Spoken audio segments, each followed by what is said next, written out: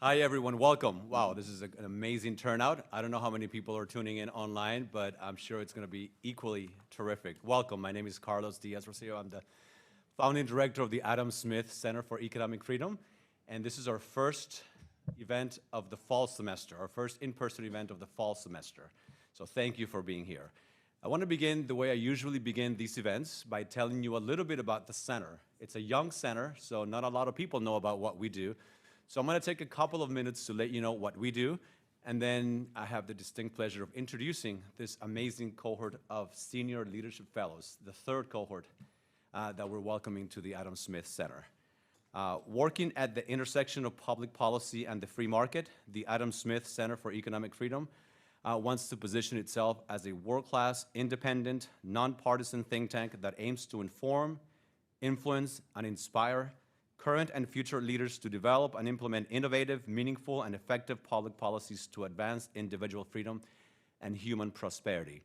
As some of you may know, we were created a couple of years ago by the legislature and the governor of Florida to harness the power of rigorous research to offer a better understanding of the free enterprise system and its impact on individual freedom and human prosperity. Around the world, we're a truly global center, but obviously because we're in Miami, we so far have focused a little bit more on the United States and Latin America. Through our activities and programs, the center hopes to inspire and enlighten policy discussions, analysis, and decision-making. The way I look at it, we have four main pillars in what we do. First, to do what all think tanks, and it's really not a think tank, but a think and do tank, because we really emphasize the theory and the practice. So we do what all think tanks do. We do research. We want to do rigorous research on important public policy issues, publish that research, make it available to everyone. Second, to educate, to mentor, to inspire. And the way I look at it, the crown jewel of this pillar is what we're celebrating today, the Senior Leadership Program, which is an amazing program. This is the third semester. It's a program that brings to the center 3 or 4 top-level public servants, individuals who have served at the highest levels of government, to come to FIU for 3 months to teach, to mentor, to inspire. As part of the teaching mission, they teach study groups, we call them. These are not-for-credit classes, if you will, where they have interaction with our students. They're small by design, so you can get to know them, so you can realize that he may be president, but he's a real man who is willing to share his experiences with the students. Same for the vice president, same for the ambassador. And so I look at it as a crown jewel because we bring top-level individuals to mentor the next generation of leaders. 3, do public events, just like this one.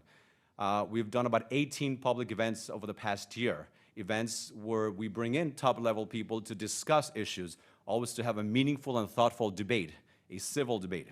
And 4th, we're not there yet, but eventually we want to do consulting for governments, or perhaps even corporations, so that if you're the president of a country, or the mayor of a city, or a legislator, and you're thinking about implementing a specific regulation, or raising taxes, or lowering taxes, you come to us for data, for objective analysis. The decision maker makes the decision, but we can provide you with analysis so you can make a more informed decision. In a nutshell, that's what we do. And we're super, super excited to be able to welcome all of you and to welcome this amazing cohort of fellows to the university. What I'm going to do is I'm going to introduce them very, very briefly. We can be here all afternoon talking about their many accomplishments, but you want to hear from them, not from me. So I'm going to be very brief, tell you a couple of sentences about what they've done, and then I'm going to ask each of them to briefly tell you something about them and to sort of give a couple of minutes of introductory remarks, and then I'm going to ask 2 or 3 questions of each of them, a couple of questions of the whole panel, and then I'm going to turn it over to you. And I'm going to ask if the students could go first in the Q&A session. So I'm going to begin with President Iván Duque, who, as you know, is not only a Colombian politician, but a statesman, an author. He was president of the Republic of Colombia from 2018 until just 5 weeks ago, 5.5 weeks? 6 weeks. 6 weeks, almost 6 weeks, but who's counting? Before that, he was senator of the Republic from 2014 to 2018. And before that, he was a senior advisor for Colombia at the Inter-American Development Bank and worked in Colombia's finance and public credit ministry. He has published many, many books, and again, I could be here all afternoon telling you about his accomplishments. We also have Vice President Guevara, who served as Vice President of the Republic of Honduras from 2014 until 2018, and was the first ambassador of her country to Italy from 2010 to 2011, and then ambassador to Brazil from 2011 to 2012. Before that, she had a long and award-winning career as a journalist. And she'll be talking a lot about the intersection between journalism and public service. And then we have a good friend, Ambassador Paula Dobriansky, who is really one of the world's leading experts on so many issues. And we're going to get to hear a little bit about that. She was in the State Department as Undersecretary of State for 8 years, from 2001 until 2009. And during that time as well, she was the head of the delegation and lead negotiator on U.S. climate change policy and the President's envoy, President Bush's envoy, to Northern Ireland. And she has many other jobs in the government. I won't list them all, but I'm going to highlight Director of European and Soviet Affairs at the National Security Council and Deputy Assistant Secretary of State for Human Rights and Humanitarian Affairs. And of course, her study group will be on the U.S. foreign policy, navigating the U.S. foreign policy making mess that it is, a fascinating mess. So I'm going to turn it over to them. I'm going to ask if they can just give you a couple of minutes of introductory remarks, and then we'll hit them with questions. President Duque? Well, thank you so much, Carlos. It's a great honor for me, Vice President Guevara, and also Paula, Ambassador Dobriansky. We have been friends for a long, long time. It's a great honor for me to be here at FIU, at this incredible center that tries to connect, and it's aimed to connect two elements of thought: the defense of the free economy and the defense of democracy. So I think that focus is something that we're going to deeply concentrate, and I am very happy to be here sharing with students one approach, and it is to connect theory and practice.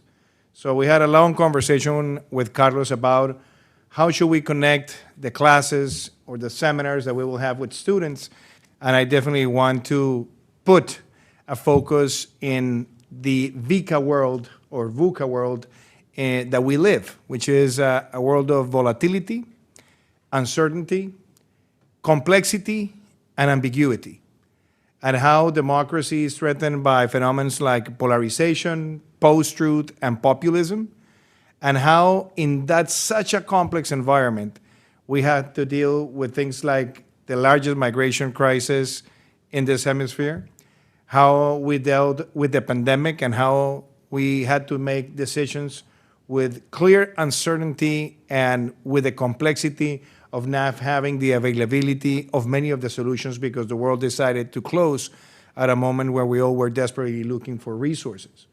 How do we dealt with the first hurricane category 5 in a country like Colombia?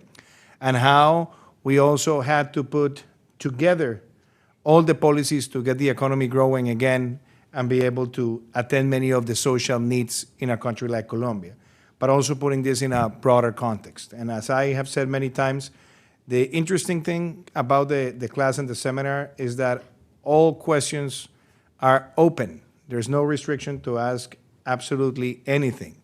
And that obviously, as I have said many times, the most important thing is not to read leadership books, not written by people who have exercised leadership, because there's a lot of theory, but you want to know also the practice and the complexities and the things that are not written anywhere, and the human sentiments behind the decision making. So I hope to give my best in this process, and I just want the students to have the possibility to get behind the scenes in all the decisions that were taken in Colombia, and that I have to say that at least as a human being have left me with one precious achievement, which was to leave the country reaching the highest growth in its history last year, to be able to vaccinate the whole country and rank #1 in the resilience index in the management of the pandemic in Latin America, and achieve the largest expansion of the social safety net in Colombia. So this is not to brag, this is just to say we want to be able to share all these lessons with you and be able to be challenged by the questions. Because what I will appreciate the most is to have as much challenging questions as possible from the students. So thank you so much, Carlos. Thank you, Mr. President. Madam Vice President? Yes, thank you, Mr. Diaz, Your Excellencies, President Duque. It's an honor, really, for me to be part of this prestigious program of Seniors Fellows of the Adam Smith Center for Economic Freedom of the Florida International University. I congratulate Mr. Diaz, the Adam Smith Center, for cultivating the culture of freedom in the world. Many freedoms are under risk and probably risk of disappearing. And all new leaders, you all students, must be aware of this situation, of this critical situation, I would say, so that when you get the opportunity of leading any task in your countries or in this country, you will know how to protect the most important gift for humanity, which is freedom. I thank the Adam Smith Center for giving me the opportunity of sharing my experiences, but also Latin American experiences compared to developed countries, and learning from the knowledge that FIU has given you all. And I hope you are all willing to come to my lectures and enrich them. It is very important that we understand our past. We know our past to understand our present. And this will make us work hard to better our future. And it will be your responsibility.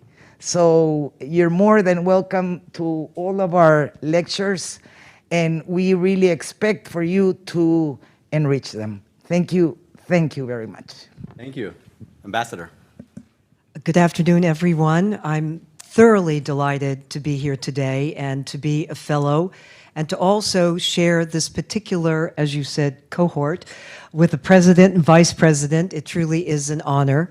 And I also want to congratulate you, Carlos, because far too often in foreign policy and dealing with national security, I have found that economics is an afterthought. And in here, you have it front and center, and it's absolutely crucial and essential in terms of looking at national security questions, foreign policy questions, and I'm very excited about the road ahead for this semester. My study group will be focused on navigating U.S. foreign policy decision-making, and towards that end, it will be very practically oriented. In fact, one of the things that I wanted to find out from the students, are they in fact on the road to becoming budding diplomats? And some of them indeed are. And so towards that end, one has to address what are some of the most challenging issues that one has to confront in being a diplomat. Issues of like dealing with dictators, thinking about the countries of Cuba, Venezuela, Nicaragua, but also how do you manage media? You know, media is a tough road, and especially when things might not be accurately reported, well, what do you do about it?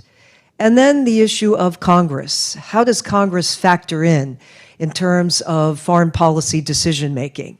I know when I worked at the State Department, my own attitude was, my gosh, we have to deal with every single member of Congress and what he or she wants to put forward to the department in terms of a particular foreign policy path or course.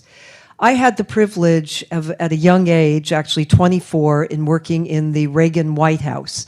And I say that because I hope to also inspire the young students here that they too should have no barriers. Age should not be a barrier.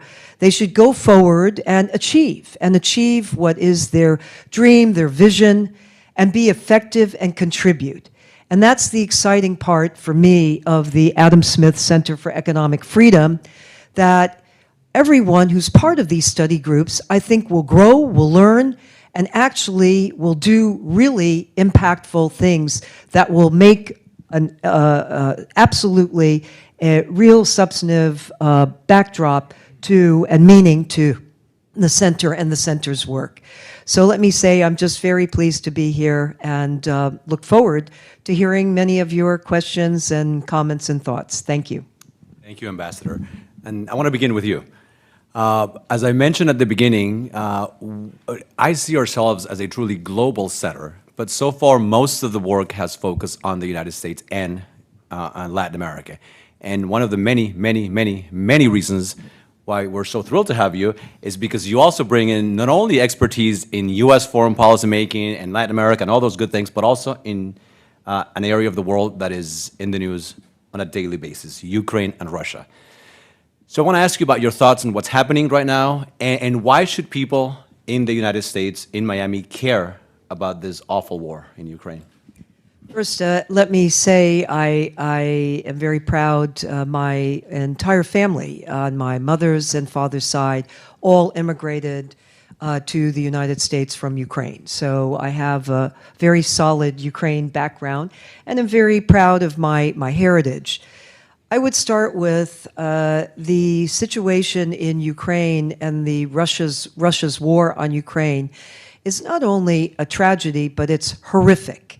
It's horrific in this day and age and cannot be accepted in any corner of this earth.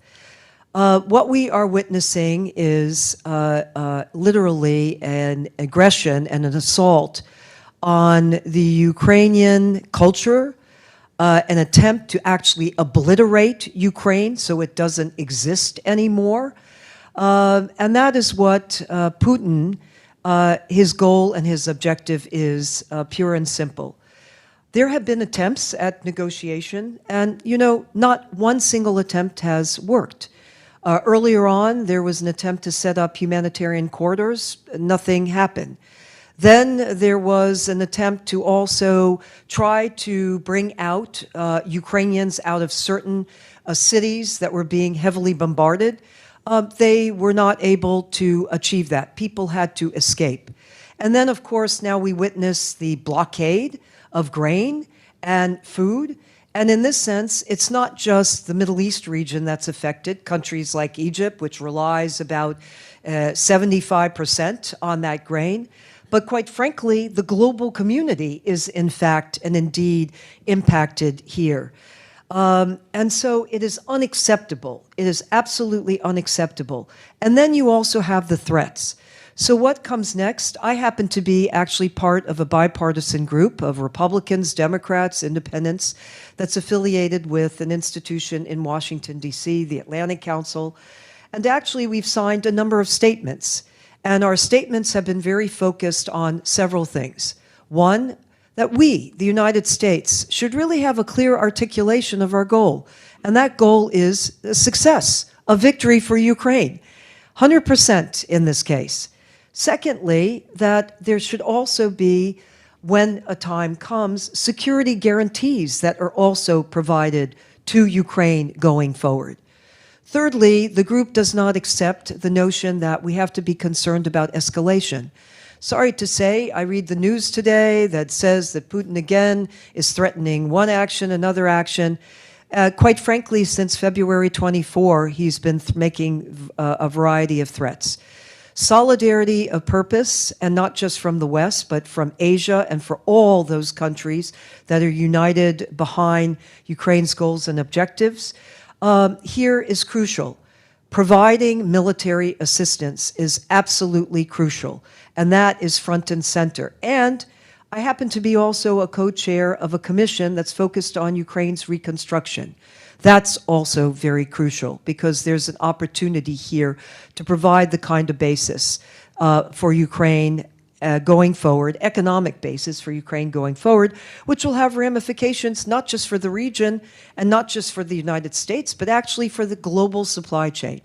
I'll end on this note, and that is, you know, I thought back historically about this course of events, and I thought back on the invasion in 2014.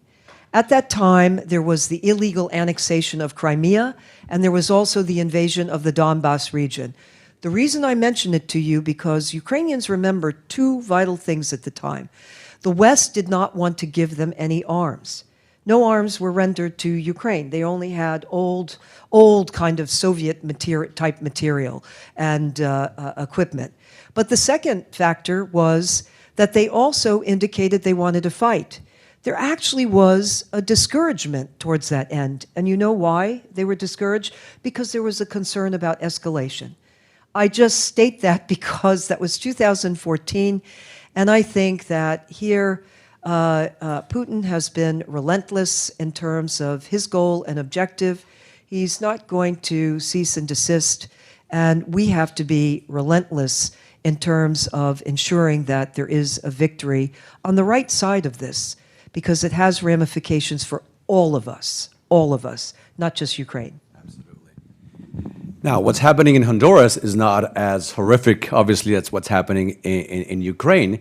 But we've seen a serious deterioration of democracy in Honduras. So I'll ask the Vice President the same question. Why should we care about what's happening in your country? You served in a government where the president is now behind bars in the United States, where the current administration is making a sharp turn to the left and showing signs of authoritarianism.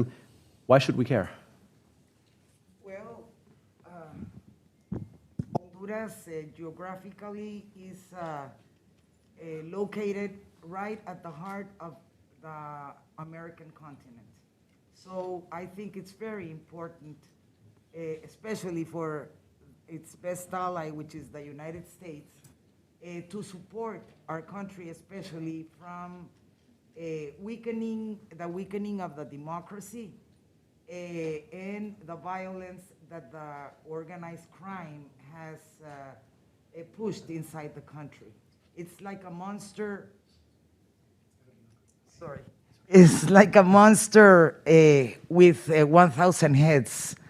And Honduras by itself will never win this battle.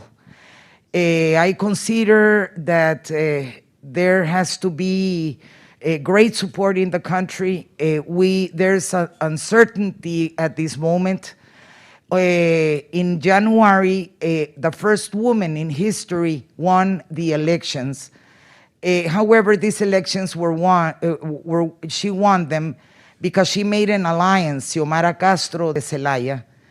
There was an alliance with another presidential candidate who's Salvador Nasrallah. It's a moderate left and a center right candidate. People went to the ballots and voted for this alliance.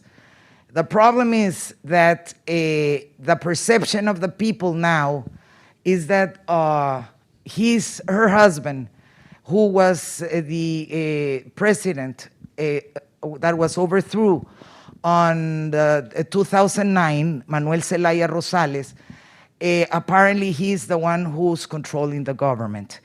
And this is very disappointing for the people because they said that they voted for a president, a woman president, the first woman president in history. Up to this moment, also the perception in my country is that the government hasn't started to act, especially when they received a country in total economic crisis, social crisis. Honduras has been located as the second poorest country in America, in the Caribbean. And that is why it is very important for Honduras to get support from all its friends because there are some other parties, some other countries, for example, China, that are trying to have their own control or presence in the continent. Everybody knows what has happened in many Central American countries. First, they were allies with Taiwan, and now China is pushing to have a better or stronger presence in the continent, and Honduras is not the exception. So that is why it is very important for us to win the battle against organized crime, narco-traffic, also to preserve our freedom and our democracy. And no one knows what's the direction up to now that this government is going to follow. It's a left government. The other part of the alliance, which was a right, center-right, has been marginated, sadly, and that is why we need a lot of support and almost all the world on top of the country so that we don't lose our democracy. Thank you. Speaking of democracy, Mr. President, Colombia has one of the longest histories of democratic governance in the Western Hemisphere. Solid democracy. For 20 years, Colombians had three presidents, very different presidents, President Uribe, President Santos, and President Duque. And even though you had very different policies in many areas, economically, you had a period of tremendous stability. We're seeing now, same thing for Chile, for example, we're seeing now a series of uprisings throughout the Americas demanding a change in the system, right? We saw it in Chile with the referendum. We see it in Colombia with the government with the election of Petro. For a country that has been as successful as Colombia, why do we see these demands for change, for a different way of doing things, when things are not perfect in Colombia, but they're far better than most other Latin American countries?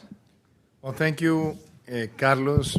Let me begin by a reflection about evidence-based politics. And if I may ask a question here at the Adam Smith Center, please feel free to raise the hands. Who are you, how many of you are familiar with Adam Smith? Please raise your hand. How many of you have heard about the invisible hand by Adam Smith? Okay. How many of you have heard that there's a theory of the hidden hand by Adam Smith? So then my question is, out of the 1 million words Adam Smith wrote or more in The Wealth of Nations, there's only one phrase where he talks about the invisible hand. But the common wisdom is that he built a theory that Márquez worked by an invisible hand. And I mention this because what happens in today politics sometimes is that evidence no longer matters as it should be. And it is sometimes quite difficult to understand how a country like Chile, that had the best performance in economic and social indicators, was brought to a situation in which the younger generations believed that nothing had been done in the last 3 decades, and that everything was in turmoil and that everything was wrong. And looking at the evidence, none of that was a reality. And then we tend to ask, how did people get so badly infuriated? And in the times we live, I believe that truth moves in a horse while post-truth moves in a rocket. And it is important to say that in the context of the democracies of Latin America.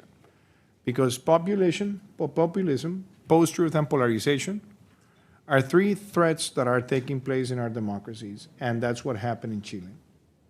And yes, obviously people are willing to have changes constantly.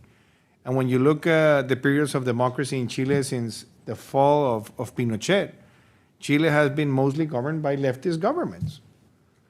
And you saw great statesmen like Ricardo Lagos, who was from the left, but he was a true statesman. And he believed in fiscal responsibility, and he believed in sound social policies. Eduardo Frei.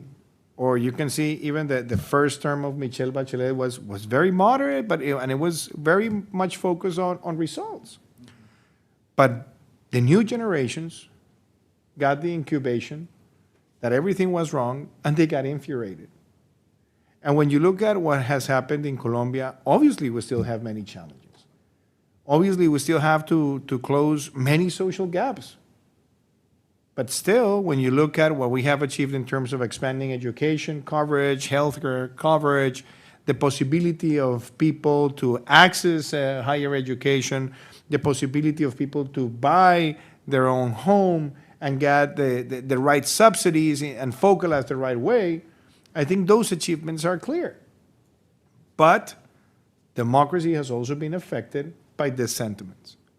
Now, people are free to elect in the ballots, and I don't see catastrophic the idea that people from different ways of thinking might have a chance in politics, because as Thomas Jefferson used to say, when too much people think alike, there's not too much thinking going on. You have to be challenged by different ways of thinking. And obviously, the election of Petro was not something sudden.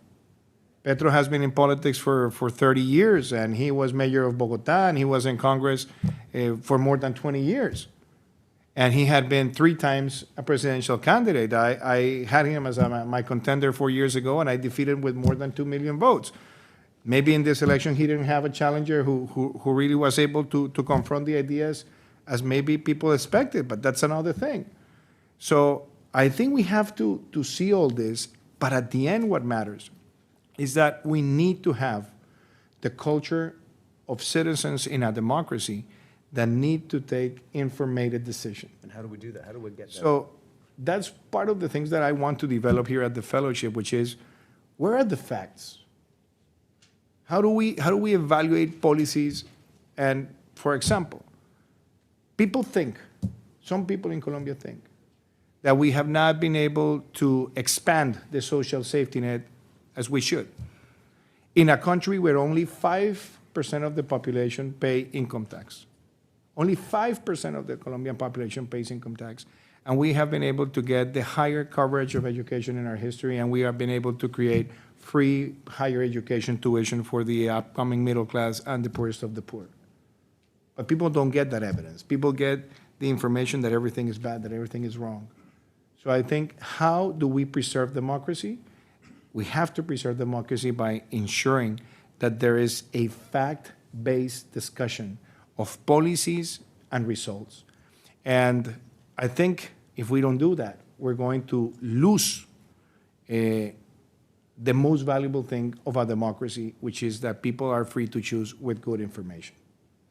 And maybe last but not least, I should say that when we look at what Colombia is facing today, I think we have to be able to find consensus. And I tried always to focus my policies not based on ideology, but based on a technocratic approach of what better serves the people.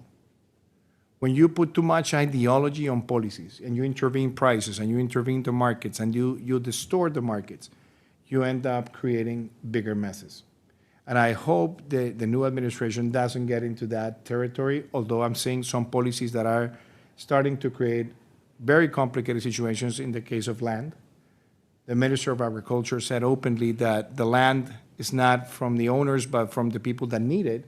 And we have seen invasions of land in the last month like no time in the last 20 years.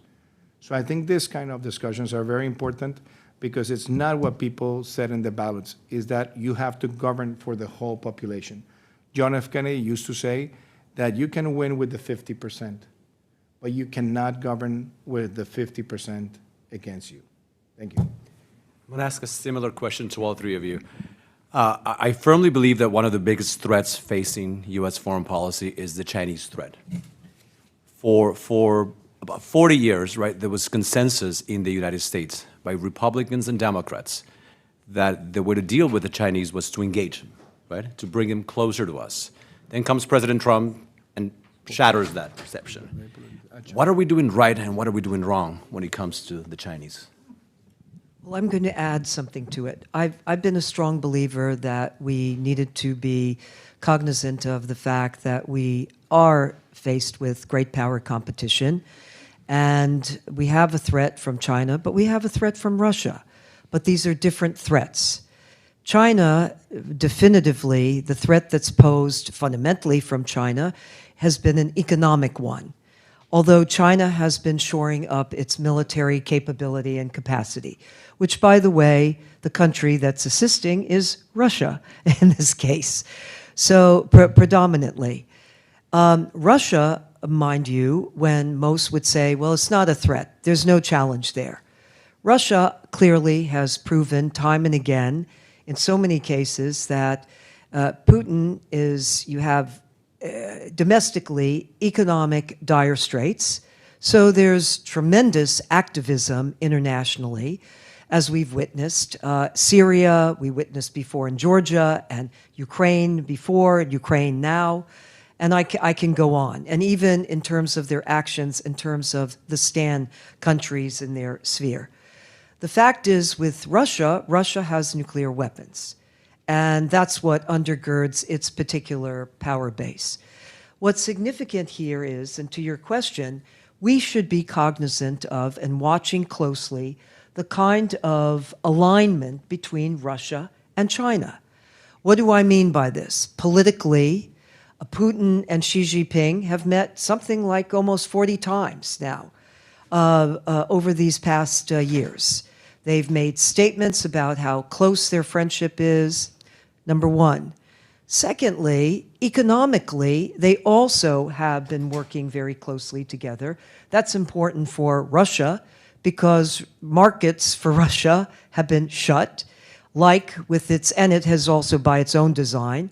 A number of years ago, it finally concluded a key energy pipeline with China, actually, and at a loss to Russia. But it did so because Putin already had in his mind what kind of manipulation he would put forward relative to the pipelines and energy sources into Western and Central, Western, Eastern Europe. Thirdly, we've seen they have collaborated on military exercises. And as I've said, the Russians have given actually the Chinese some key technology. And they've also collaborated on cyber, the cyber area. I can go on. It isn't purely just a marriage of convenience. I wouldn't call it a firm alliance, but I would say it bears close watching as an alignment. And the reason why is because both of those countries are united, especially against the United States. They do not want to see the United States to be a unipolar power. They do want to cut off our own influence across the globe, and they have really targeted it. But then secondly, they also have sought to fragment our relationships with our alliances and our partners. So that really bears watching. It is great power competition, which has become an organizing principle of foreign policy. And this relationship does bear watching. I'll end on this note. Having said all of that, sometimes the question comes up about, well, how do the two of them really work together? I'll say this. I think that Xi Jinping views Russia as junior. But by the way, Putin doesn't view himself as junior and would never, ever accept himself or Russia being a junior partner to China. And historically, they have had times of conflict and confrontation, so that's why I use the word alignment, but it does bear watching because it affects our own national security and that of our closest allies and partners. Same question for both of you. As you know, the Chinese have this very ambitious program, the Belt and Road Initiative, that is spending billions and billions of dollars in infrastructure projects throughout the world. When I was in the government, in the U.S. government, we tried to persuade our friends and allies that they needed to come to the U.S. to make strategic alliances with the U.S., not with the Chinese. And what world leaders would tell me is that they get it, but they had seen the U.S. not be an active player in the region. They had seen a vacuum. And what they explain is that, well, my role as president is to provide for my people. And if the U.S. is absent, I'm going to go with the Chinese. How should Latin American leaders deal with the Chinese? And how do you get the U.S. more involved and fill this vacuum that really should be filled by the U.S. and not by the Chinese, for the two of you? Yes, I consider that the greater democracy in the American continent is the democracy in the United States. This means that freedom is also important in the United States, probably not as much or so marked as in some European countries, but they protect freedom. There's freedom in the United States.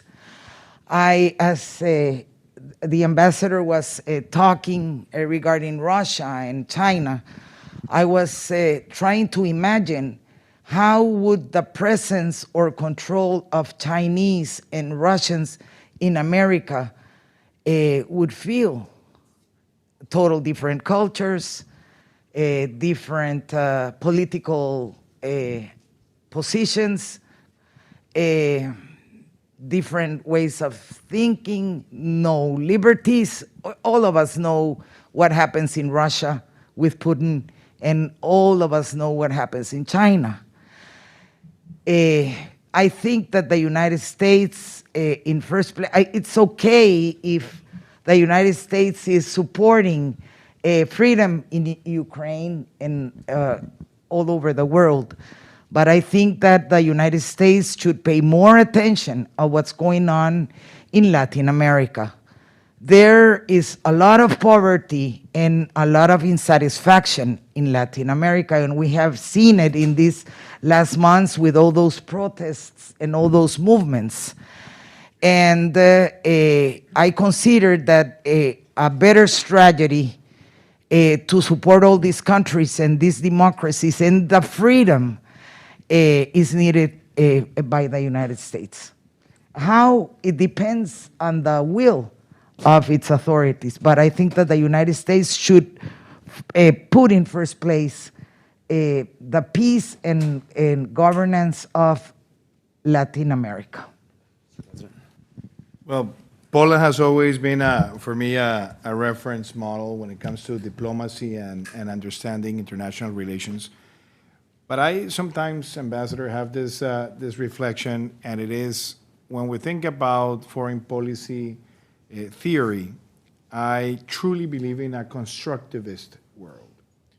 And I mention this because Latin America basically followed the United States since 1973. I think it was wise when President Nixon decided to have a permanent engagement with China, and I think it was visionary, and I think it made a great contribution to the world. And once the United States recognized the People's Republic of China as the permanent member of the Security Council, many of the Latin American countries, with few exceptions, followed the same. And if there's one country in this hemisphere that has major Chinese investment, is the United States. And if there's one country in this hemisphere that has big trade with China, it's the United States. And if there's one country in the world who's a great holder of treasury bonds, is the People's Republic of China. So when you look at that, then why is it that we have to, in Latin America, be some type prisoners of this tension? Because I don't think we should be. And I think Colombia, for example, is the United States' #1 ally in the Western Hemisphere, and we share the democratic values we have, and we share law and order, and we share market economy. But we also have a trade relationship with China, and the same as the U.S., we have an increasing trade deficit that we have to close by exporting more. And that's a reality. And I never signed the Belt and Road, but we had a good relationship with China, and a lot of Chinese companies came and participated in bids in Colombia.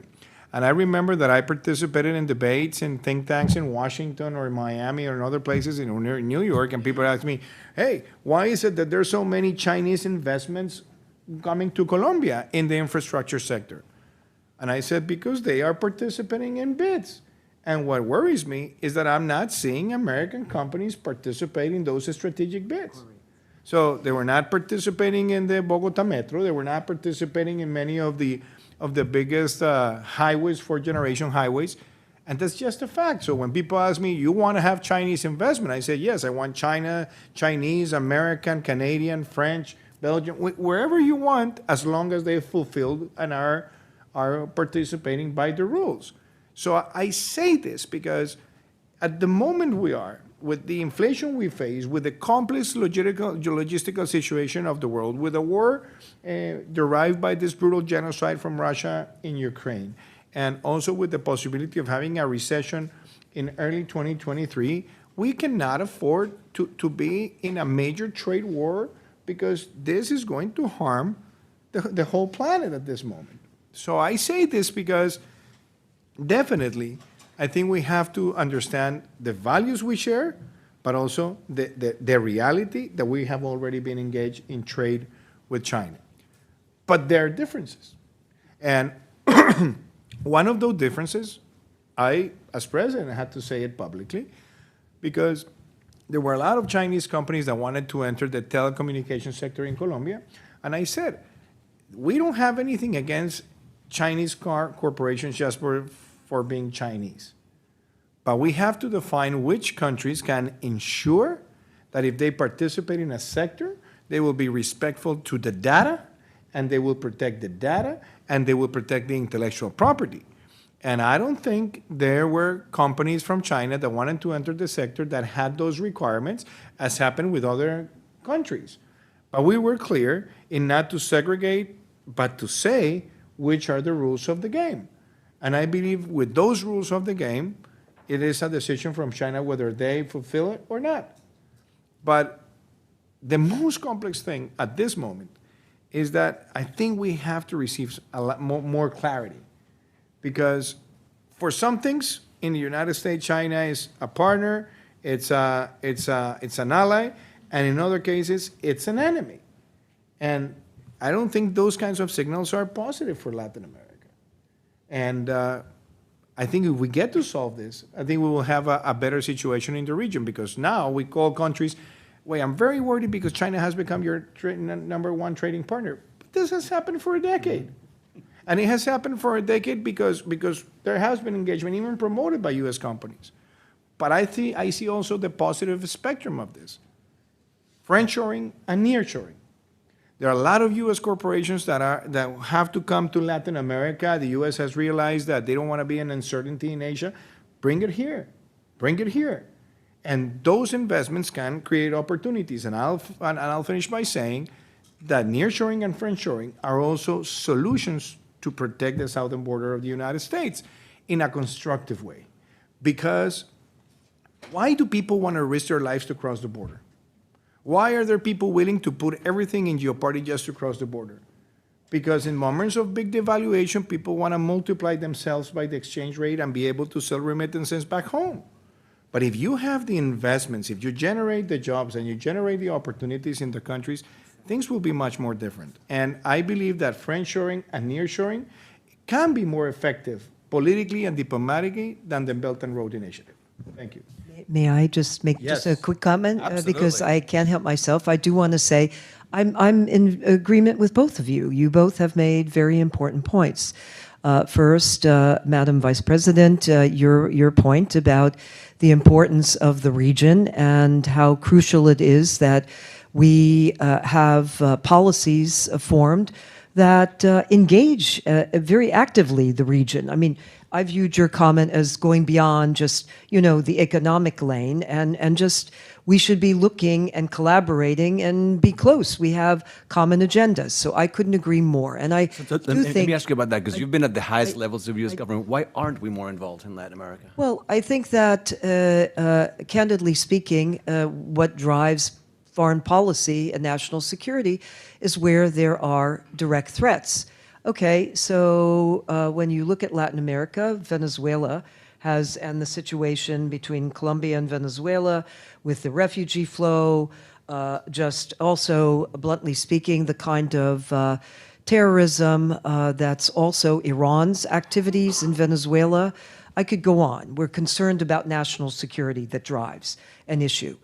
But let me make the second point, which goes to your point, President Duque, and it's an important one. After the pandemic, it seemed to me that exactly what you're saying is what we should have moved on. I was no advocate ever of the kind of burgeoning trade with China. especially when there are so many opportunities, if I could say, in our neighborhood. I mean, for manufacturing, that American companies, were manufacturing these personal protective equipment, that then, like companies like Honeywell, they were blocked. The Chinese wouldn't let Honeywell export the protective, the mask and other equipment during the pandemic to us. So shouldn't we have immediately corrected that and started going back to, in fact, known manufacturing sites again in our neighboring countries and the neighborhood? So 100%, I couldn't agree more with what you've said. And I think that also adds just to the strength of our relationship and undergirds the faith in what brings us together in terms of democracy, freedom, and unity of purpose. But that has not been done, and I think it's a major mistake. I'm going to ask you one more question for all of you, and then closing remarks, and then I'll turn it over to you. Ambassador, in your study group, you're going to talk about soft power. Many in the United States feel that foreign aid is a very important tool within our soft power toolkit, that we can use soft power and foreign aid in particular in very effective ways to make a difference in different parts of the world. Others believe that it's a waste of money. Why are we spending so much money? It's really not that much in terms of the budget, but the perception is that it's a lot of money. Why are we spending? Why are we giving money to countries that are corrupt? Where, as a member of the United States Senate, I believe, said, why are we taking money from poor people in a rich country, the United States, and giving it to rich people in poor countries? How do we structure our foreign policy making process so that foreign aid actually makes sense both for the United States and for other countries around the world? Well, how do we structure it? Should be structured very carefully. and there isn't a cookie-cutter approach, because it depends on individual countries in terms of what the situation is on the ground. Can one get aid in effectively and actually have a system of verifying and ensuring that it does get to its desired location? And also, by the way, at times many look at, the volume, the number, it's a large figure. By the way, that's not necessary. It could be a very small amount that could actually be a catalyst to big projects. What do I mean? I've dealt in the water area.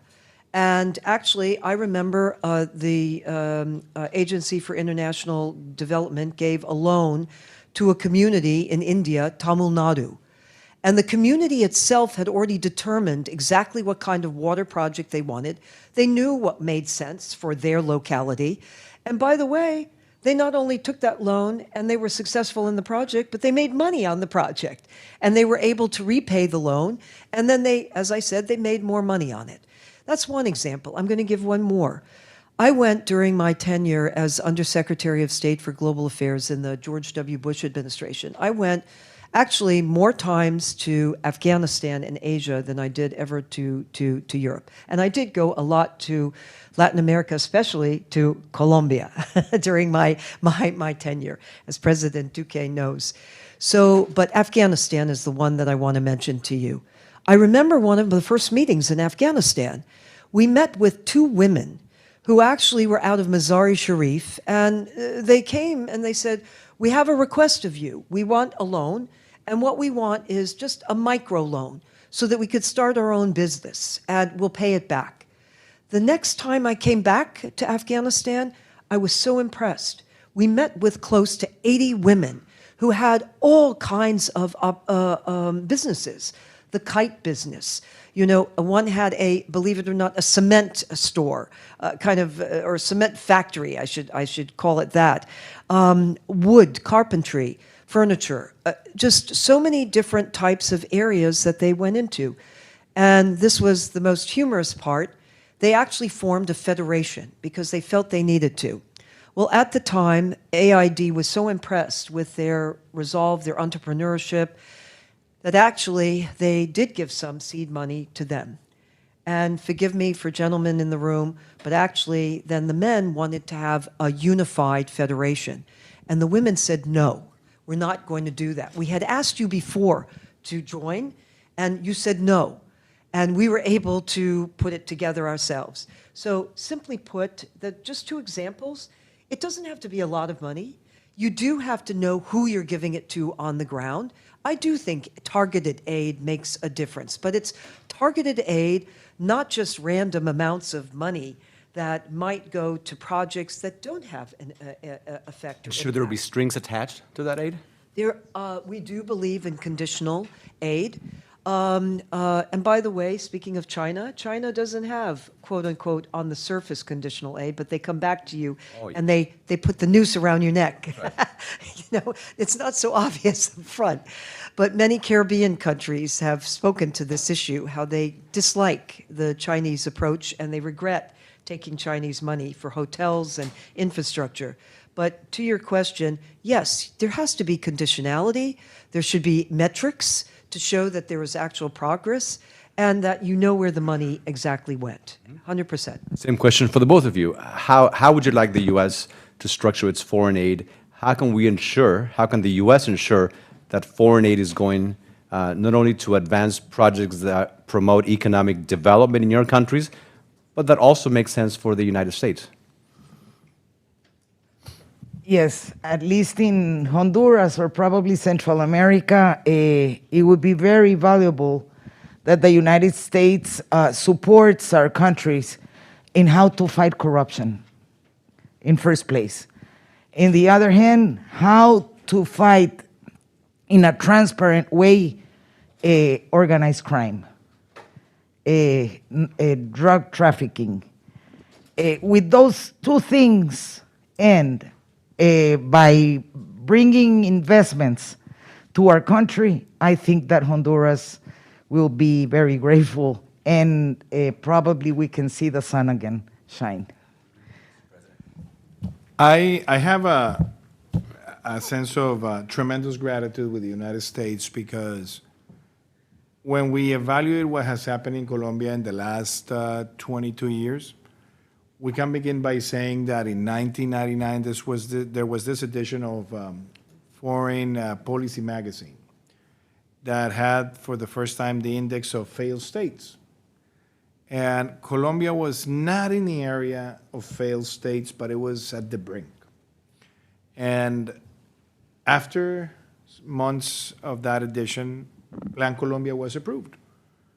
And Plan Colombia in the last 20 years has been a very supportive tool that has allowed Colombia to fight terrorism, to fight narco-trafficking, to strengthen the law and order institutions, and also to go hand in hand with USAID interventions in multiple areas, whether it's land reform, whether it's land titling, whether it's supporting the migrants, whether it is generating aggregated value chains with peasants and in complicated areas of the country.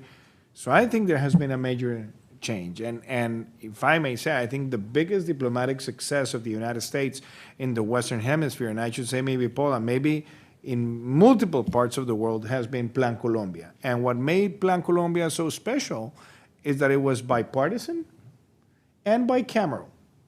And that it began with President Clinton, it had a next phase with President Bush, it was strengthened by President Obama, it continued with President Trump, and is now in place with President Biden with the mutations that we have seen in all the administrations. So there's consistency, and there's that sense that what matters is the relationship. So I think that has been a major success. And I felt it as president when I had to face, for example, this massive migration coming from Venezuela. The United States was there with resources and with support. We could have not granted the temporary protection status to almost 2 million Venezuelans without the support of the United States. We received support from other countries. But I should say, two of the most worrisome things that I saw in international cooperation is that when it comes to major crises like the migration crisis, a lot of pledges, few disbursements. Like everybody pledges, you know, and all their roundtables. It's like I've been in, you know, dozens of roundtables with many pledges, but then the disbursements don't move at the same pace. And the other thing that I saw, and the United States made a difference. The United States said, I'm going to put money, the money was there. And the other thing is what I call the the best fashion shows, because that's another thing that happens in times of crisis. You start seeing the best from cooperation agency number 1, number 2, number 3, number 4, number 5, and they all want to have their own micro project with their own consultants from the country of origin, and that's simply insane in order to face something that has to be expanded and that requires to be escalated and to be massive. So I see Colombia as a success case of what the United States has been able to do. But now I think that the other great important challenge is FDIC. So USAID, for me, has been one of the most powerful tools of the United States. But I believe that now it has to be more integrated with FDIC, particularly focusing FDIC more to finance private sector endeavors that are aimed to generate employment and opportunities. I believe that friendshoring, nearshoring requires FDIC, and I believe that bringing long-term credit from the United States, even for U.S. companies to invest in Latin America, can be a very important soft diplomacy instrument that can make a difference. That's my take there. And I would agree that Plan Colombia has been one of the most successful foreign policy plans in the region. One of the leading voices in the U.S. Congress at the time was Ileana Ros-Lehtinen, one of our first, or part of our first cohort of fellows. And many argue that we need a Plan Latin America that is similar to what we did in Colombia with other Latin American countries. All right, so let's turn it over to you. So I'm going to ask if you have any questions. I want to begin with the students first. And have the microphones? We use these? Okay. And since the questions are not going to be for me, I want to give mine to the ambassador. Oh, okay. All right. We might not be able to do all of them, but we'll try as many. Go for it. Sure. First of all, thank you so much for being here. Thank you for your time. My name is Elias Castilla Márquez. I am a senior. I am originally from Barranquilla, Colombia. So naturally, my question will go to President Duque. Let's talk about facts. The facts of your legacy are that you left Colombia as a top performing economy in the region. You were able to expand, as you said, Colombia's safety nets, especially during the pandemic. We saw it through programs like Ingreso Solidario. And you were able to bring critical topics to the table that Colombia had never touched on before, like climate change. Somehow, these facts were outpaced by the post-truth that you were talking about that moves in a rocket. How do we build a even faster rocket for the real truth? And how do we make sure that we fill in that vacuum, that power vacuum that we've left in the cultural scene throughout Latin America? Thank you. Well, Elias, thank you so much. And I believe that facts speak by their own. That has always been my sense. And especially when you look at the most challenging crisis of our lifetime, that was COVID-19. And actually, sometimes it feels like COVID was never there because things move very fast today. But we were in a moment where the economies were shut down. And for the first time in 200 years, I had to shut down the country. And in an isolation that was trying to be managed in a reasonable way. And we only were able to close 40% of the economy, but then start bringing it up. And we launched the equivalent of our New Deal. We got the economy growing. We lowered unemployment. We lowered multidimensional poverty. And at the same time, we created programs that passed from 4 million households receiving government attention to almost 11 million households. Without that program, we would have lost everything we did in the last 2 decades. But then you think, people will understand it. And then you see all these guerrilla tactics applied to disruptive, polarized, and fake news-based messaging, in which what matters is the trend and the demonization of sectors and the memes and all those things that are part of today's culture, but we are the ones who are allowing that to happen. So let me say this. We have sometimes debates in our society about trash food. What about trash news? What about trash information? What about trash sources? And I think we have to put that into the mind of citizens, because those are the things we consume. Trash information, trash news, and trash manipulation of facts, in my opinion, are criminal. There are people sometimes that get so infuriated that can put the life of others in danger because of the things they've put there, and try to make that lie a truth by growing it exponentially. But that requires a great response from citizens. And one day I remember that in a family with my wife and the kids, we saw this documentary that came out about social media in Netflix, the social media dilemma. I don't know if you have seen it. If you've not seen it, you should see it, because it tells you about the manipulation of the algorithms.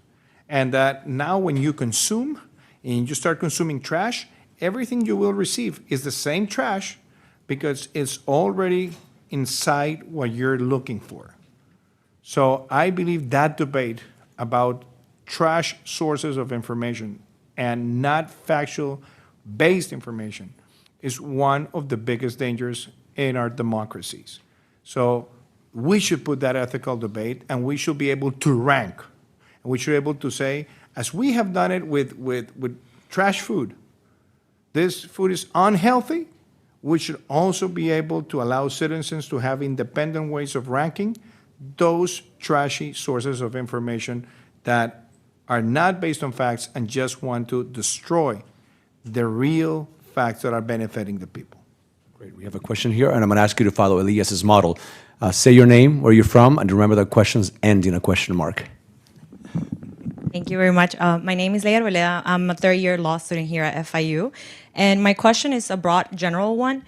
Among what everyone was speaking and saying, it came into my attention that with the polarization that's going on with the world, it's difficult to find out who to be led by, correct? And especially since all of the changes that have been happening in the U.S. as well, with the changes of previous foreign policies of abridging maybe relationships with South America through TPP, or maybe the climate change accord that was bridged as well and then came back into place.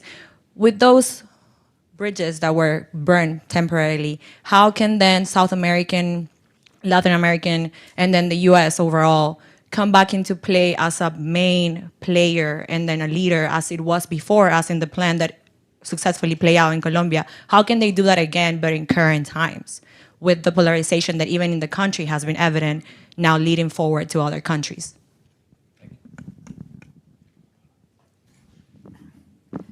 I'll begin on this. I was used to that mic. I'll begin on this. Forgive me. I think that first, the United States, as I had indicated earlier, I believe the United States should be active internationally and engaged. I'm part of a coalition that's been formed. It's called the Vandenberg Coalition.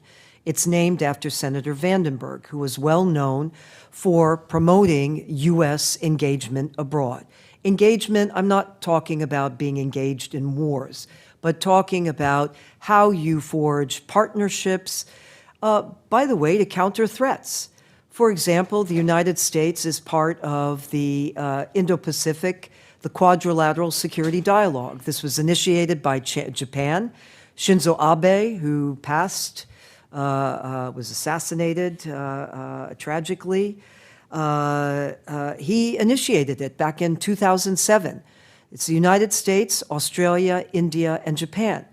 And what is its purpose? It's come together to forge a kind of military framework to counter the Chinese threat. So one, diplomatically, we should be much more assertive and play a leadership role.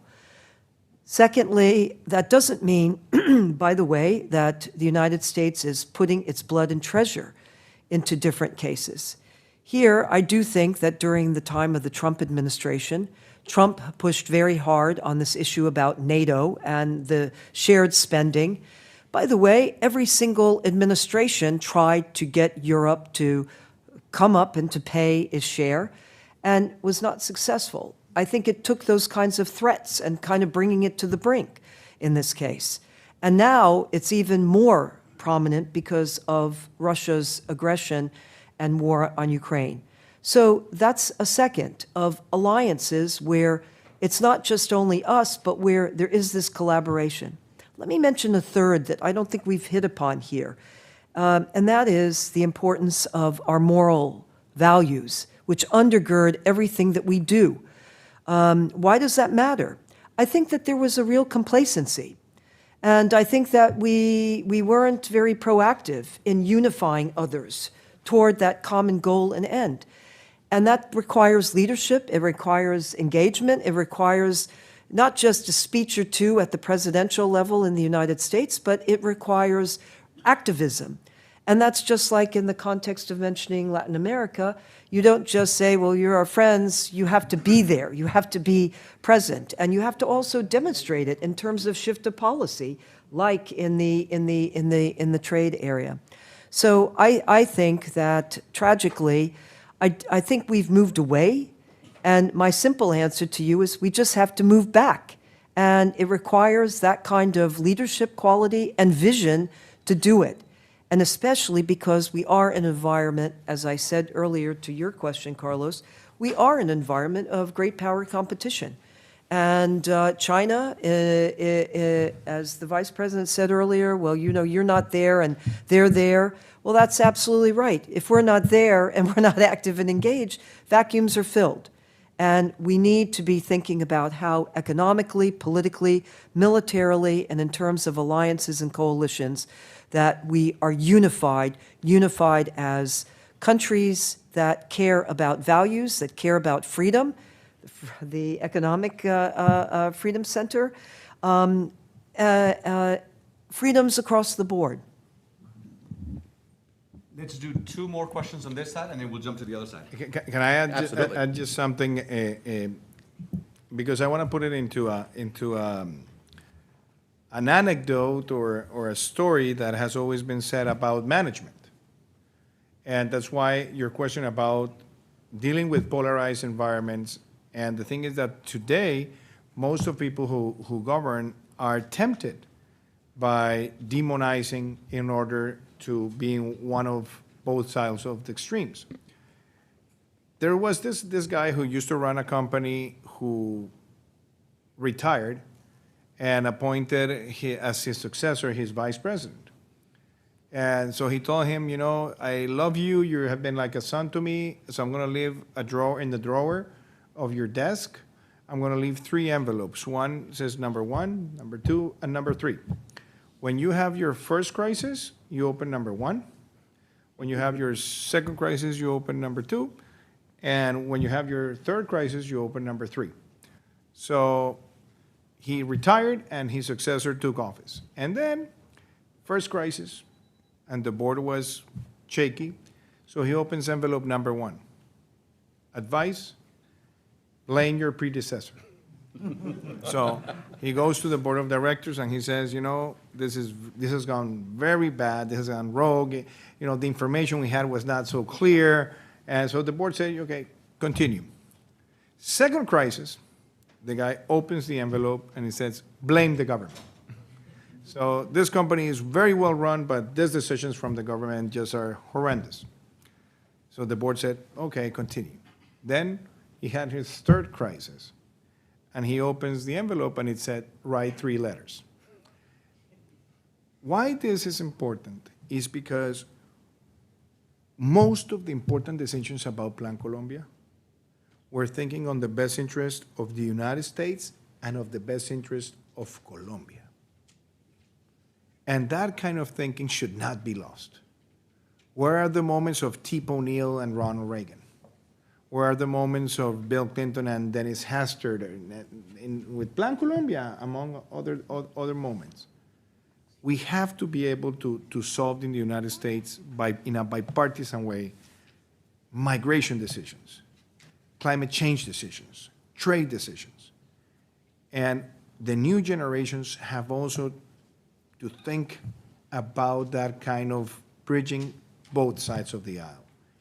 If that is lost continuously, I think it would only benefit the autocrats who want to derail the United States democracy. If there is the possibility to bridge back again bipartisan, bicameral solutions, I think that strengthening of the U.S. democracy will be the best and most effective response to the autocrats that want to affect this democracy. Great. All right. It's okay. Hi, my name is Bella. I'm a junior, and my question is for Mrs. Dobriansky. First of all, my mom's family is also Ukrainian, so that's something that we have in common. But my question is actually about American foreign policy towards Latin America. So as we all know, the United States does not engage in diplomatic ties with countries that overtly commit human rights violations, such as the regimes that you already stated, Cuba, Venezuela, and Nicaragua. However, there are countries, specifically in Latin America, that actually commit covert human rights violations that could be engaging with drug organizations, taking drug money, or even limiting the free speech of their population. So my question for you is, where does the United States draw the line with engaging with countries that commit human rights violations? Thank you. Well, I'll start with this. Actually, there are many countries that we deal with who commit human rights violations, but yet it's necessary to do so because of national security concerns. I look at the Middle East, if I could say. We know very well the case is played out in the paper in Saudi Arabia, the brutal murder of Khashoggi. So we engage Saudi Arabia because Iran is a major threat, not just to our own concerns, but to others. Iran backs proxies, terrorist proxies, and when we even witnessed when in the Trump administration, the Iranian general was taken out, Soleimani. I know there was controversy in the human rights, in the foreign policy community. Personally, I thought it was the right thing to do because, by the way, he murdered countless American men and women servicemen. Here, the answer is that first, you said, where do we draw the line?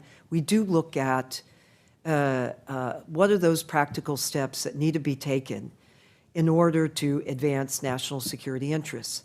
But we also combine that with ensuring that there is either a dialogue or there is a spotlighting of human rights abuses and a desire to try to sanction.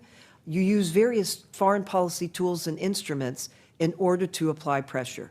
The point is you just don't go on one track and ignore the other. You have to deal with both simultaneously and in a very direct way. I worked in the Human Rights Bureau at the State Department when it was still the Soviet Union. It hadn't broken up yet.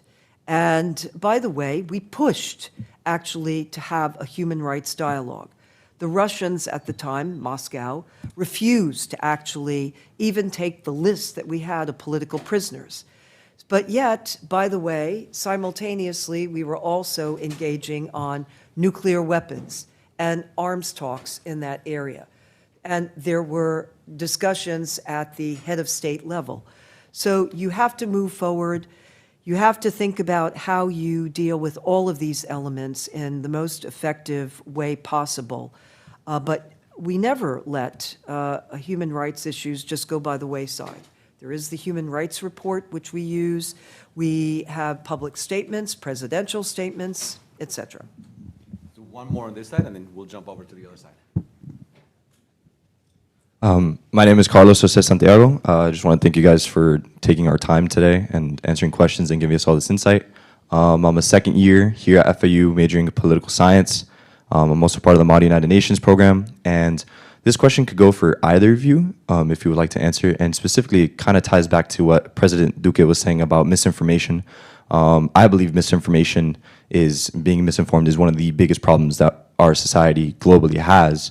And considering misinformation, my question is, when it comes to news reports or things coming from Washington, for example, or politicians talking about, for example, China, as we discussed for a long time, the People's Republic of China, Specifically, it kind of reminds me of the Cold War when we had the whole Red Scare, and there was a lot of headlines about communism and everything with that. So my question is, when it comes to being misinformed about the Chinese problem, would you say that these type of headlines, in terms of the Chinese problem or the Chinese threat, only aids in the exasperation of a problem that I believe, in my opinion, isn't really as big of a threat as we think it is in terms of a global hegemon, if any one of you could answer that?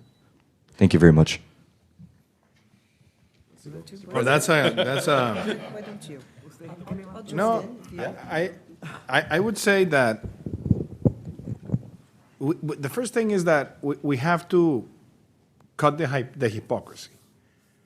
And I'm saying this worldwide because the whole world accepted China to become a member of the UN Security Council, being a one-party system and having all the restrictions to the exercise of liberties. And I think there was a broad consensus that no one should impose the concept of Western democracy to China.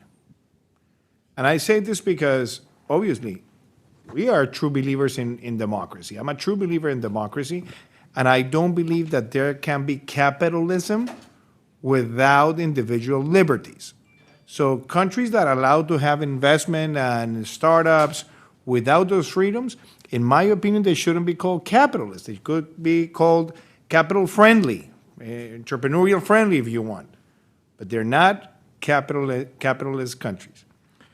So we have seen an evolution in China. And the United States had a very close relationship with Deng Xiaoping, with Jiang Zemin, with Hu Jintao, and they have had a good relationship or a relationship with Xi Jinping. But what has now changed the direction of this is that Xi Jinping is the first, stronger leader, maybe since the time of Mao, that has now going to project for a longer period in time. And this is also generating major debates. But I believe that what we cannot do is now to demonize what the Western accepted for such a long time. Now, do I agree with the policies of liberty restrictions? No, not whatsoever.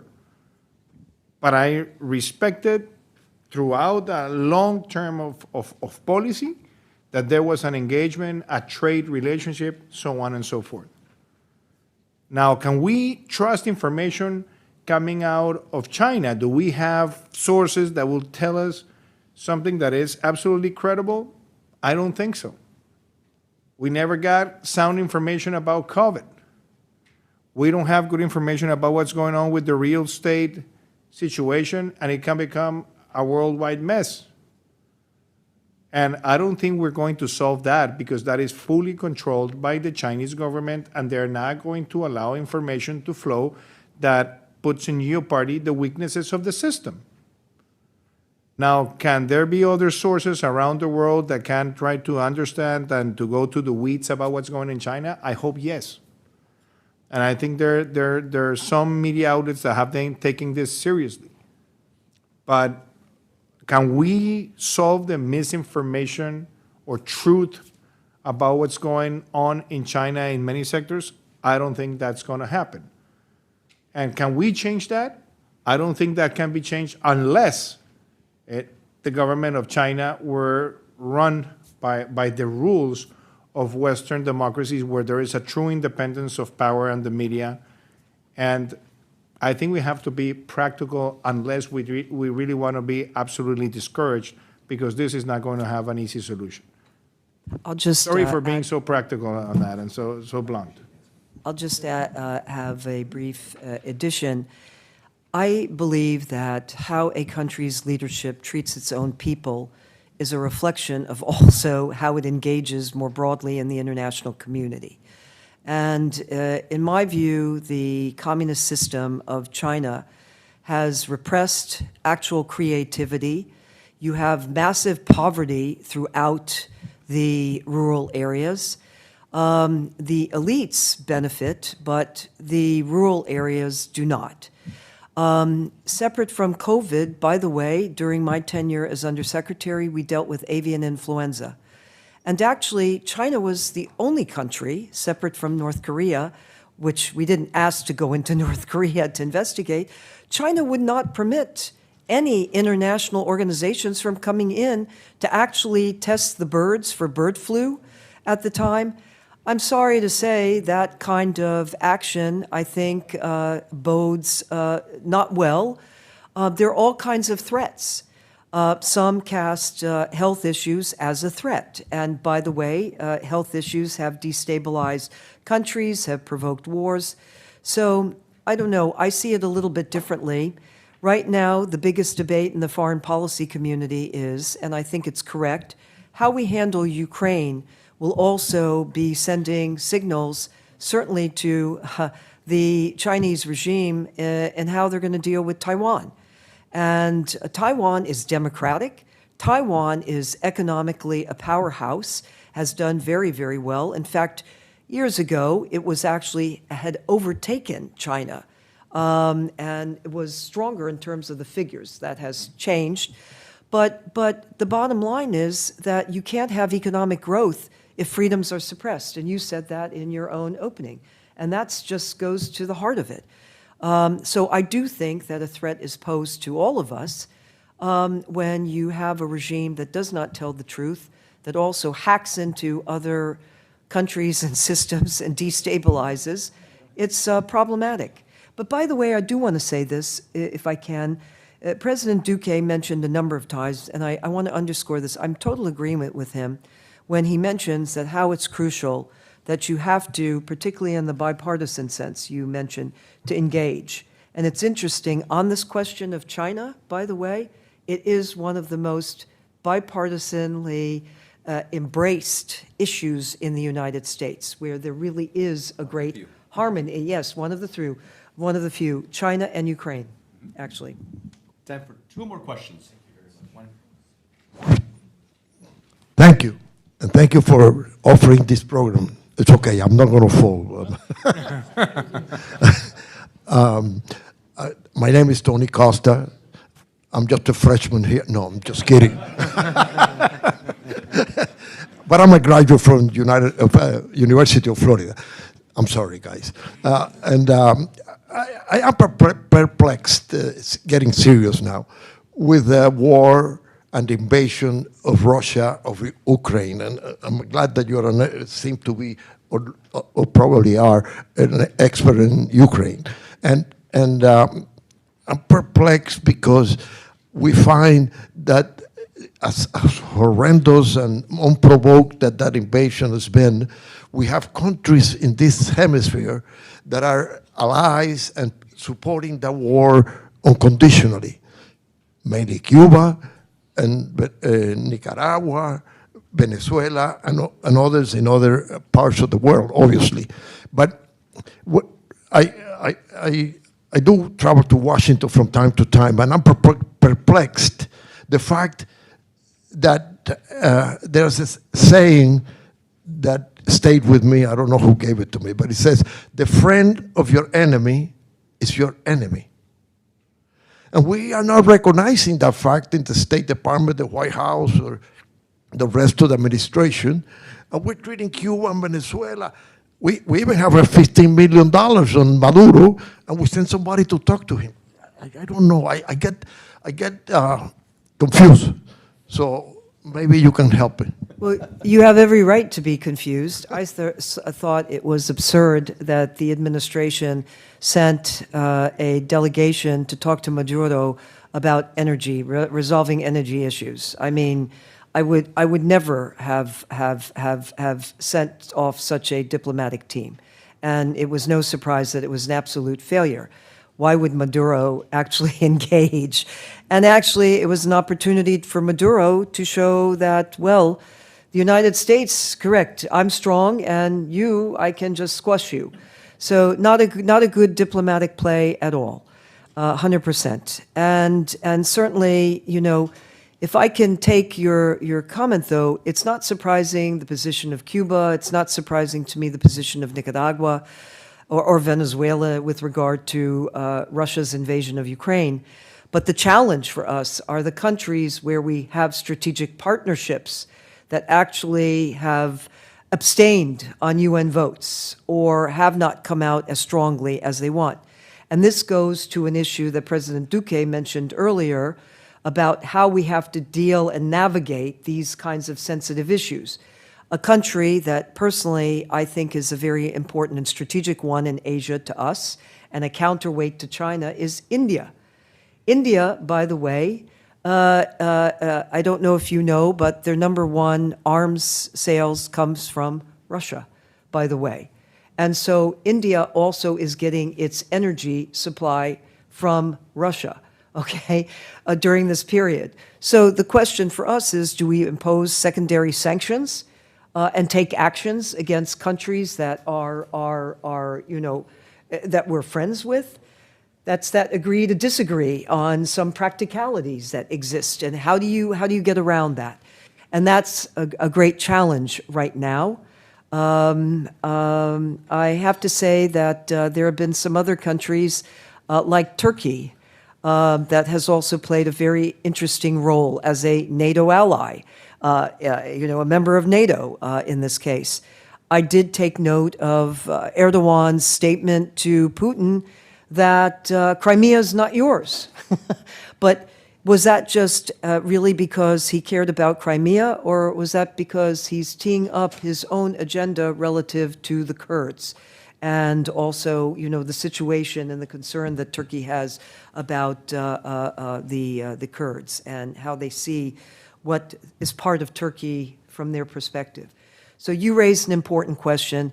I'll simply say this goes back to kind of a strategic approach. I valued the time, and if I may make one more statement, I valued the time when I worked in the Reagan administration.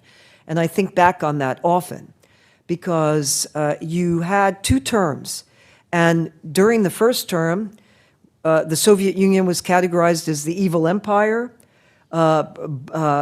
Reagan launched what was known as Star Wars. It was the Ballistic Missile Defense Initiative, which, by the way, you see later writings from Moscow. They were very concerned about that announcement and what we were going to do.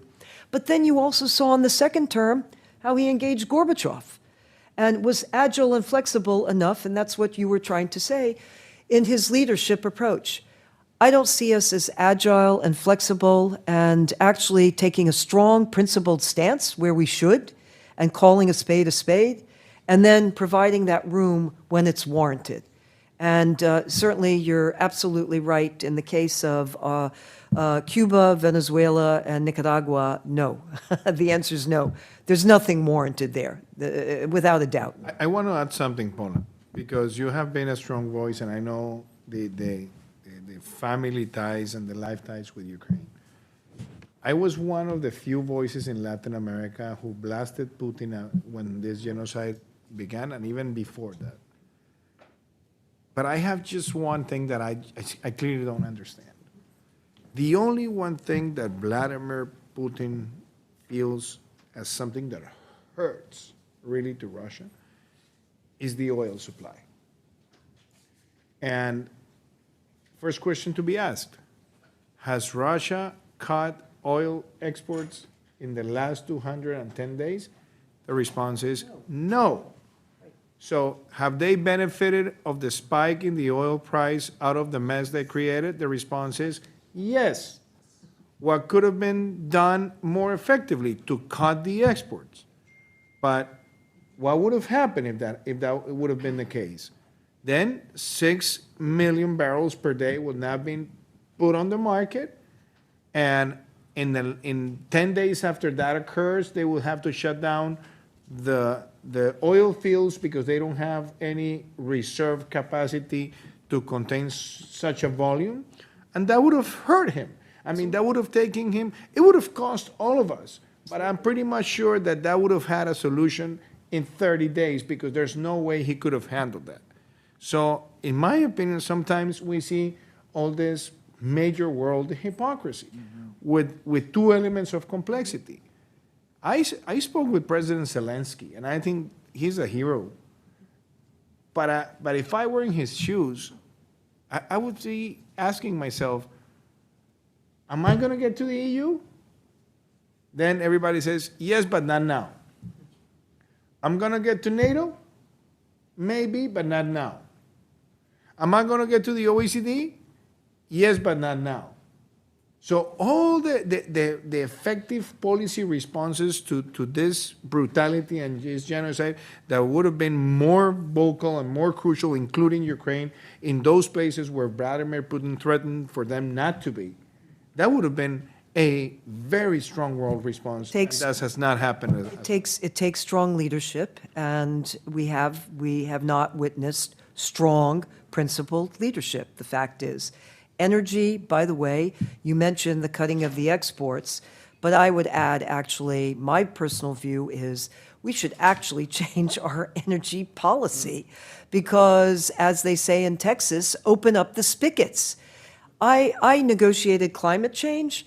But I'm sorry to say, we can deal with these issues and be have climate stewardship, but here, absolutely, it would definitely have a dire impact. It would help our allies, and we're not doing it. And then I mentioned the military. I have to say that one again. The letter that I and a number of others, Republicans, Democrats, Independents, signed, actually, the war doesn't have to go on if that equipment, and I'm not talking about just drones and ammunition, howitzers, we're talking about aircraft, actually, here. If long-range, multiple launch rocket systems were given to the Ukrainians earlier on, by the way, this war, I believe, would have been won by the Ukrainians. We wouldn't have dragged out. So decisiveness, taking a position. But I use the word escalation, and if you remember when you asked me the question, what's going on, I also referenced back to 2014. That was the Obama-Biden administration. They didn't give arms to Ukraine, and they told them not to fight. So Ukrainians remember that in Ukraine. And they were going to get arms any way they could, whether it was from the US or not. And then secondly, they were 100% going to fight. And anyone who thinks that even if Russia has some success, bluntly speaking, I'll just tell you this, even if Russia has some success, the fact is that insurgency will go on. They're going to continue waging that war. Right here, middle? There we go, go for it. Hi, my name is Elisette, and I'm a sophomore here at FIU. And my question is for President Duque. So I also really like quotes, and Einstein has stated that repeating the same thing over and over again and expecting different results can be considered insanity. When speaking on the so-called war on drugs, when looking at the facts that an increase in military spending did not solve the issue of drugs in Colombia, and I am critical of politicians and leaders, when you were a leader in Colombia, violent crimes actually increased, and they have been at an all-time high. If peace is so important for Colombia, and if that is the end goal, then why is the opposition to Petro's drug policies when the approaches of presidencies before him have not succeeded such acclaimed peace? Well, I love the question, Elisa, and thank you so much. And I think the most valuable thing about the question is to look at the facts. So let me begin by something you said. During my administration, violent crimes increased. That's not true. And I can clearly describe it this way. Homicide rate in Colombia. When you look at the average of the homicide rate of my administration, it was 25.2 per 100,000 inhabitants, average my whole administration. That's the lowest homicide rates in a presidential term in 40 years. The same thing has happened with kidnappings. We reached the lowest kidnapping rate since the moment we started facing that horrible crime. So I say this not to say everything is beautiful, no, but the accuracy about the way we dealt with homicides, that's the number. Now, do I believe that more can be done? Yes, obviously yes. And on the war on drugs, first of all, I don't like the term war, because This is a holistic problem. And the first policy that I approved while being president after the Peace with Legality policy was we call the Ruta Futuro policy. That is a 360 policy that tackles every element and had two very important changes. First, to decriminalize consumption. The first Colombian president to decriminalize consumption was me, because I said, we have to seize the drugs. What we cannot do is a consumer in the streets trial him as if he was a drug dealer. And we did it. And we introduced the first public policy health care attention for addicts as part of the Ruta Futuro. But we also said something. We had to contain the exponential growth of illegal crops. When Plan Colombia began, we had 189,000 hectares of coca, and they were brought to 50,000 by the year 2015. Once the aerial spray policy was stopped during the President Santos administration between 2015 and 2018, it passed from 50,000 hectares to almost 209,000 hectares. So the first thing that I had to do was to contain the exponential growth, and we did it with manual eradication, and we tried to use the concept of precision aerial spray, and we didn't get a clear approval from the Constitutional Court. Now, saying that, the seizures of drugs last year were 670 tons of cocaine, the highest seizures ever. And we have cooperation from the FBI, from the DEA, from the Border Patrol, from Homeland Security. But the one thing that has to be changed in the way we face drugs is that we can clearly do much cutting the supply. But the thing is that nobody is doing absolutely anything to cut the demand. And in 2020, during the pandemic, the consumption of cocaine spiked like no other time in the past. And the last time there was a public policy campaign in the United States about creating awareness of not consuming was Nancy Reagan Say No to Drugs. Nothing besides that has happened since then in terms of doing something that is persuasive to society about why it's wrong for the health and for the system. But something else. Nobody has ever put on the table the environmental damage of cocaine.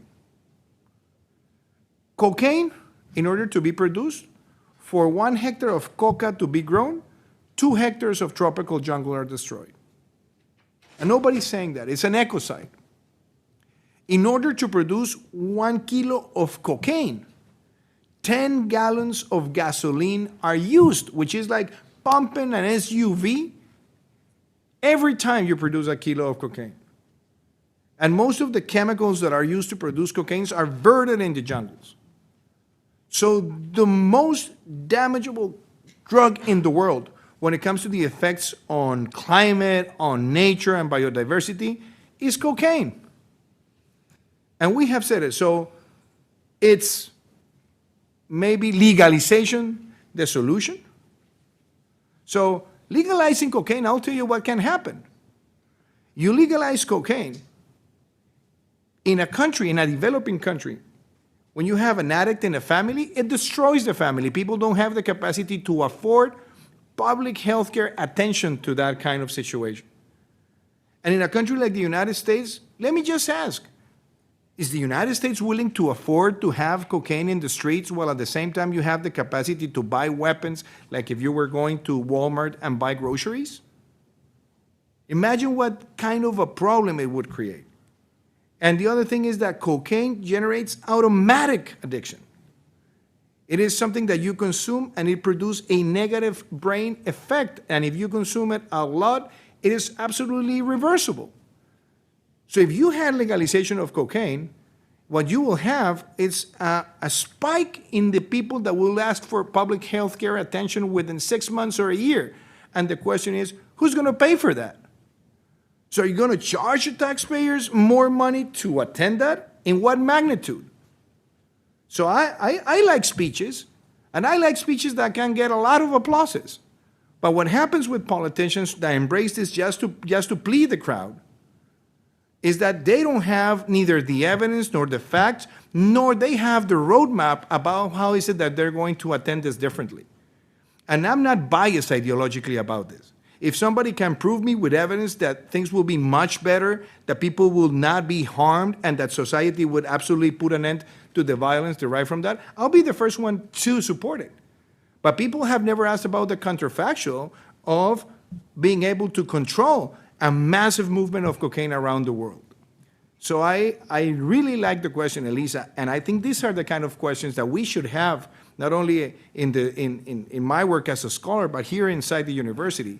Because, you know, good speeches and speeches that can get a lot of applauses, they're all over the place. But it is the evidence, the facts, and the roadmap about what's feasible, what I really believe matters to an academic environment. Thank you so much. Thank you. And these are, thank you. These are exactly the types of questions that students will be able to ask of our fellows. Now you can see why I'm so excited to welcome them. Each of them will be teaching study groups that have 8 sessions each. If you're a student at FIU, you can go to our webpage, freedom.fiu.edu, and sign up for the study groups. Before we go, in 1 minute or less, I want to ask each of our fellows to let us know what keeps them up at night, whether it's something in their countries or something around the world. What keeps you up at night, Ambassador? Ukraine. I think I indicated that. Madam Vice President? Corruption. Corruption. Mr. President? Democracy and the threats to democracy. Great. Thank you all so very much. Thank you. Gracias.